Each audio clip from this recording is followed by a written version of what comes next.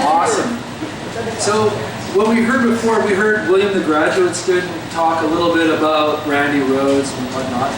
So this is where he riffs off at that point and goes on to the non-metal aspect of his introductory essay in the book. Getting the right mic here. I developed my own facility for critique through studying classical music history, especially Weber. My first intimate contact with classical was through Rhoads, though I didn't know what it was at the time. My desire to study music came from wanting to talk about it. A musical conversation had changed my life. It happened when Father took me along to a party. I was 12. I was at an adult party, and I was the only child there. There were 5 couples in a low lighted house that had lots of character. Its wide living room had dark walls, furnished with 3 couches and 2 coffee tables. I had never seen a living room furnished that way, and it seemed to my young trailer park mind to be a free-spirited and radical way to arrange things. There was a backlit red lava lamp on a black end table in the corner. The stereo was a long wood cabinet parked beneath the room's largest window, like a symmetrical casket on 2 short, stumpy legs. A section in the stereo's top middle lifted up, which is where the turntable was. Beneath the turntable was a sliding panel that opened up to the amplifier and the radio. On each end of the stereo cabinet were built-in speakers. Between the turntable area and the speakers were spaces left open for holding records.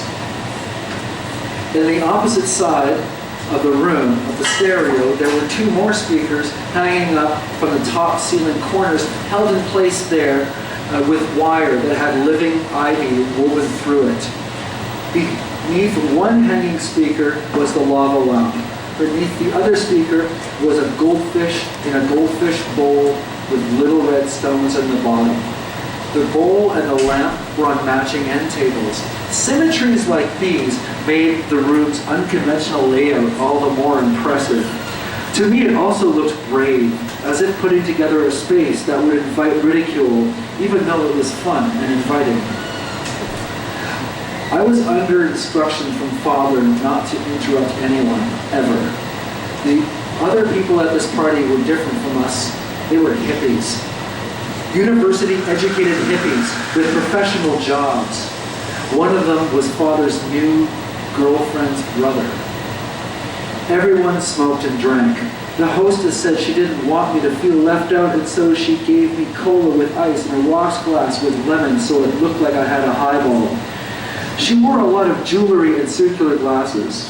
Her hair was long, curly, and brown, and her face looked as young as mine.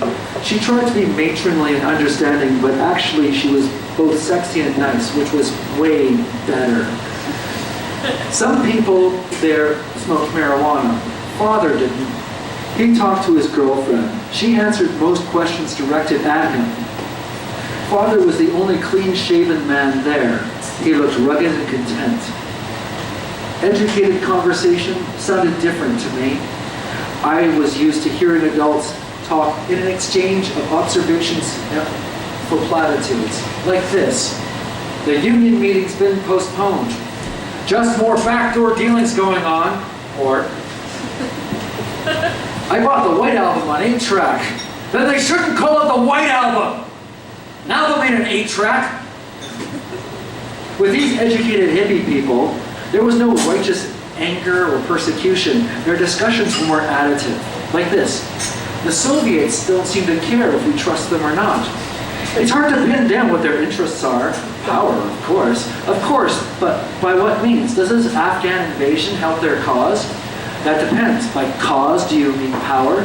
I mean socialism. There isn't anything idealistic or even politically coherent about this invasion. It's just power. Will it work though? Ask Pakistan. Why Pakistan? This style of discussion was less abrupt, more musical sounding, and I loved it. The way the women talked was relaxed and equal. These long-haired, thin women wore light dresses or bell-bottoms with lots of accessories but no makeup, like cool high school students. These hairy men were gentle but incisive. Their intelligence was their muscle. Everyone here seemed extraordinarily precious and sane. The music playing on the stereo was often completely alien to me. I knew it was a kind of rock and roll, but it was more spacious and lyrical than anything I had heard before.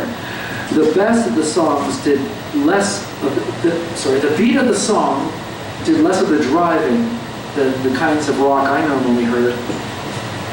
Paying special consideration, I placed my imaginary highball on a cluttered coffee table, walked over and stood there over the turntable with a look at the record that was playing.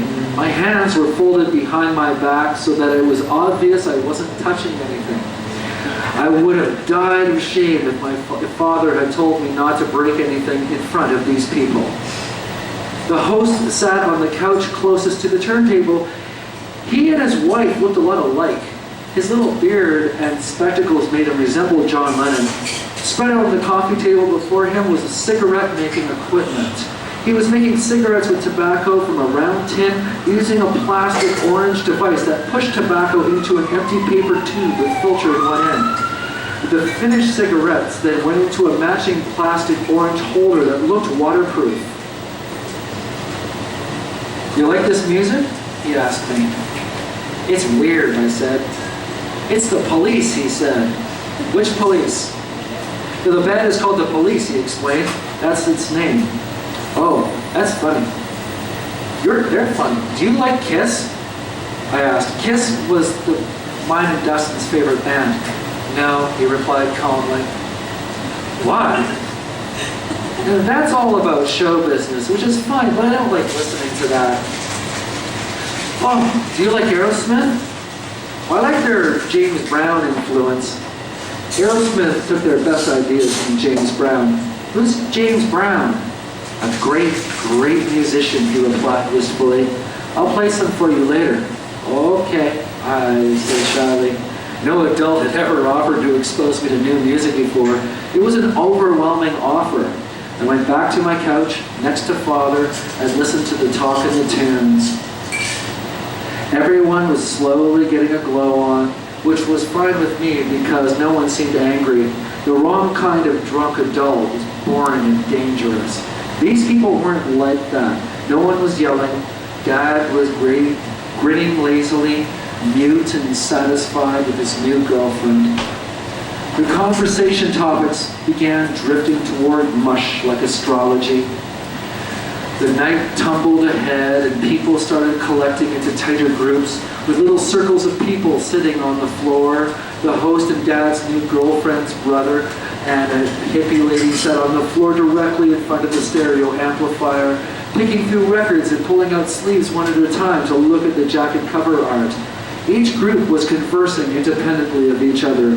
The room was getting smokier. Father was in the kitchen. I got up from the pageant couch on which I sat on most of the evening and approached my host's circle. "This music is by Joe Jackson, right?" I asked, looking up from his cross-legged sitting position on the carpet. My host's smile of recognition made me feel wonderful.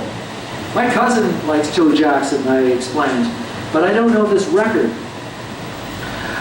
I sat and joined the circle, cross-legged like everyone else, passing around the record sleeve of "I'm Your Man." Its cover is a photo of Jackson dressed like a street hustler in a vintage suit, holding his coat open, revealing watches and yo-yos and other things for sale, hanging out of the jacket's inner lining. "Why do New Yorkers look so good in eyeliner? He's from London." "But he sells himself as a New Yorker, I think. No, British musicians who aren't prog or punk look American to us." It's very pluralistic in Britain. Hendrix was a star there, like the Beatles were here. That's so cool. "Who's playing bass? Graham Nobby, a studio guy?" "No, he's in Jackson's band. He played in Look Sharp." Look Sharp was the one Joe Jackson album that I knew. "This album sounds almost as good as Look Sharp," I said. It's better, replied my host, looking at me. Why is it better? The songs are just as good, and it's a cleaner recording. Why is it cleaner? Look Sharp was recorded in 2 weeks. I'm Your Man took 6 months. Jackson had better backing from A&M and could take his time. My future step-uncle chipped in saying, sometimes that shoestring budget makes musicians desperate and the results are better. Sure, acknowledged the host, but Jackson had a lot of prime material waiting in the vault, just waiting for the right backing. What's the right backing? I asked. Loads of money from your record label, replied the host. Oh, okay, sorry, but what's prime material? I asked. Good songs. How many good songs? I don't know. Betcha Joe doesn't know. I like Look Sharp more, said the hippie lady in our circle, because it's such shameless pop. I love good pop. The hits hit harder. Songs like Is She Really Going Out With Him pop into my head when I'm gardening or driving, and I love it. I want to keep on driving when that song's on the radio, you know? Being in this circle was like discovering my lost tribe. No one was shouting. No one was being mocked. Everyone listened. Everyone was flexible without relenting too easily. It was a different kind of way to use language and a different form of debating than I was accustomed to. Winning or losing wasn't the point. The point was to compare Look Sharp to I'm Your Man.